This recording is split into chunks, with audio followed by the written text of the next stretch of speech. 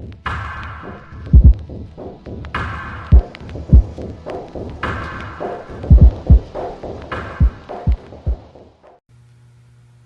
y'all, so this video is for those who are interested in Simon Says stamp kits or alcohol ink kits.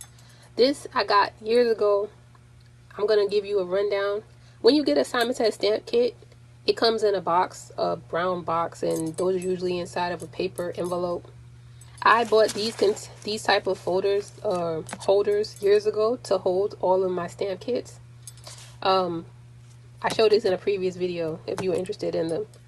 Inside of a Simon Says stamp kit, you get a sheet that tells you everything that's included in the kit, as well as gives you ideas of things that you could do with the things that's inside of the kit. In this kit, you had things for foiling as well as for alcohol inks. If you're somebody who has a laser printer, quick tip, all you have to do is just print out on the sheet, however big your printer can go, your quotes, and then you can foil them. If you were somebody who was wanting to get into alcohol inks, I'll give you some examples, but to show, this is something that is foiled. These are the negatives and the positives of somebody using the foil and what they did after when they use it on a card. This is alcohol ink on the outside, and they just use like the alcohol lift ink to lift up in the print with the same, this is the alcohol ink. And they use this same ink pad to lift the image and put it on top of cardstock. This does come with 3 shades of cardstock, which is, let's see, peacock, burnt orange, and bright yellow. 3 colors that came into this kit. And they just ended up using this when they lifted it off of the alcohol ink. They put it on top of here and put a sentiment. And these were just embossed, which is like this, embossed. If I wanted a watercolor, I embossed it first so it has a raised edge to hold the liquid, and then I would fill this in with watercolor. And these are this is what I use when I do my either the Ganzi Tambi, the Zig watercolors, the Spectrum Noir watercolors, anything watercolor or anything that holds a higher liquid like water. I use these, and I've showed you the books where you can make your own.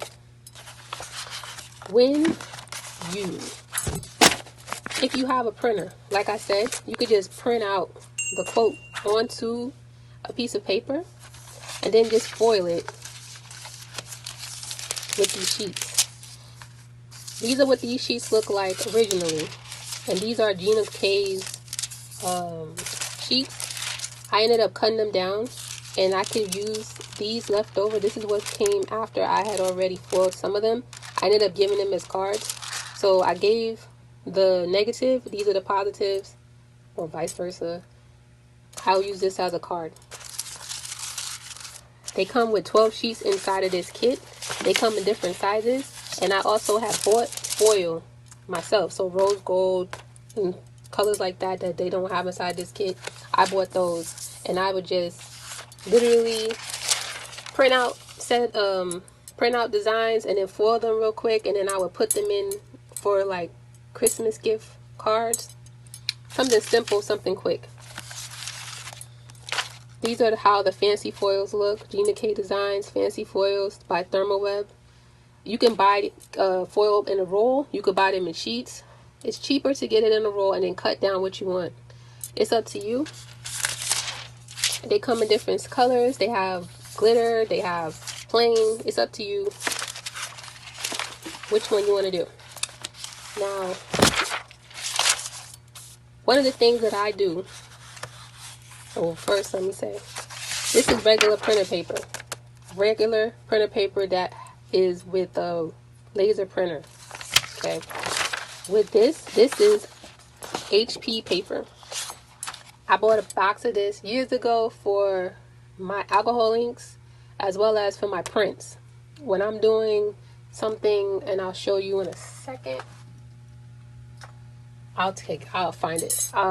When I do my prints, I print them out on these types of sheets instead of, or I will go to like Dollar Tree and just buy a small pack, which it comes like 3 to 5 sheets for $1.25. If you want to try printing out your prints, or you want to try the alcohol ink before you get Yupo paper or whatever, I suggest you try that. This is just a shiny, mega glossy printer paper. These are for pictures. This is HP paper from or for printers. For these ones, you would use a regular inkjet printer, not sublimation ink. For foiling, you would use a laser printer. When I made these backgrounds, I was testing out, I bought other inks, and I showed you in a previous video what the alcohol ink blending solution looked like in alcohol inks.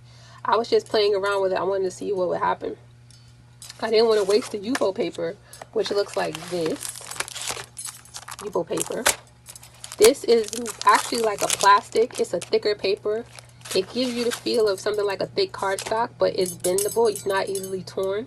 You can cut it though with scissors. This is used with alcohol inks, and it's 10 sheets in this package. It is ideal with the Tim Holtz alcohol inks. You got 3 of these inside of this kit, which coincide with the colors of the cardstock. So a blue, a yellow, and an orange. You can mix them and then you get different colors, if you know. And then you use the alcohol lift ink to pull the ink off of the picture and put it onto something else. Or you can just take it off and wipe it off of the ink pad. With these, then this is the HP paper that I cut down. So I just took a couple of sheets and I just cut it into 4s. Just so I could see, you know, if I liked it or not. These are metallic additives that I was just playing around with. I decided I didn't want to mess with it too tough. I just wanted to drop the ink and see what happened, let it run. And then I added some additives, put a little bit of like blending solution, sprayed it and left it, and then see what happened. With these, I decided I could just either use these as backgrounds, or I could take these and I could cut them out with the die and use the colors, like either shapes or letters or whatever. Use these on top of cards. Same thing with this. Because it has that same color, you wouldn't notice it. I mean, it looks like this when you start, but when you're cutting it out and you have different edges, you could pick a certain part of it and use it that way. Nobody would ever know what you did, and they wouldn't know it was this messy when you started. Even if with this one right here, if I cut out the circle, you wouldn't even know about the edges if I had just cut out this part of the card. You would have seen the additives of the metallic, and you would have seen the dots. You wouldn't have seen the white part. Or I could mat it with another color, go around the edges, and you still wouldn't know that this was looking like this originally. This is what it looks like. This is an idea for people who want to do cards, birthday cards, Christmas cards, any type of cards. Or if somebody wanted to do foiling, if you want to do foiling just as quick as you could do alcohol inks, as less as messy, or not as messy, you could just print off quotes, even if you want to do tags, and then just run them through with your press. Same way as you would seal the edges on like laminate. If you want to laminate cards, it's the same way you would laminate with foiling. You just put them between a sheet of copy paper instead of pushing it through with the plastic sheet. So it's not being sealed the same way, but it's using the same technique. If you have a Sizzix heat and press, you should be able to do the same thing. The only difference is that you heat the press first and then you run it through your cutter. I mean, it's a manual cutter, but you heat it first, and when you run it through, it foils it. This way, I didn't have to do that. I just print it first. I put the foil, put that between 2 pieces of paper, copy paper, and just run it through the laminator, and it's done. And then after, like I said, once I had done the card, this is what was left over, which is the quote and the image, and then this right here ends up being a card itself. This is what you get outside of some of these Simon Says stamp kits. They are different. Each month is something different. I am not telling you to go and buy all these kits.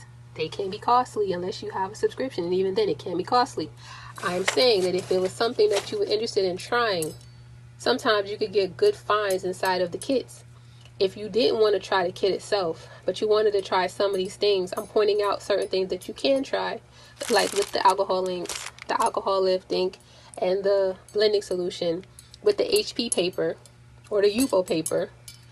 Or if you wanted to do foiling, you would do printer paper, printing out with a laser printer. You could go to Staples and print out regular sheets of like statements or, you know, whatever you want, and get your foil, put it inside of some copy paper and run it through your laminator and then cut it down.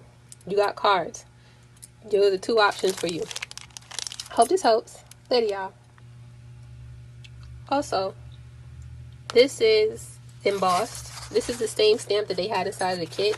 I just used that same stamp with clear embossing ink, and I use black embossing powder on this. I use clear embossing powder on this. These are like handmade cut down sheets. I showed you the book on what I use, and I'm just will watercolor these and make them as cards. And you can see, you can't really see it now, but once I add the ink or the stains or whatever to it, you'll be able to see it because it will resist. And for these, it is shiny when you emboss, unless you get like a duller one. If you over bake it, it won't be shiny. If you do it properly, it should be shiny. Okay, later, y'all. These are the cards that I made. They were already in the envelopes. I had them inside of the kit. So here you can see I printed it and then I just foiled it. These are all three of the ones that I just showed you.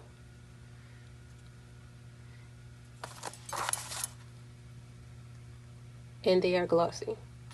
And this is just printed on paper with a laser printer and then foiled, and you have a card.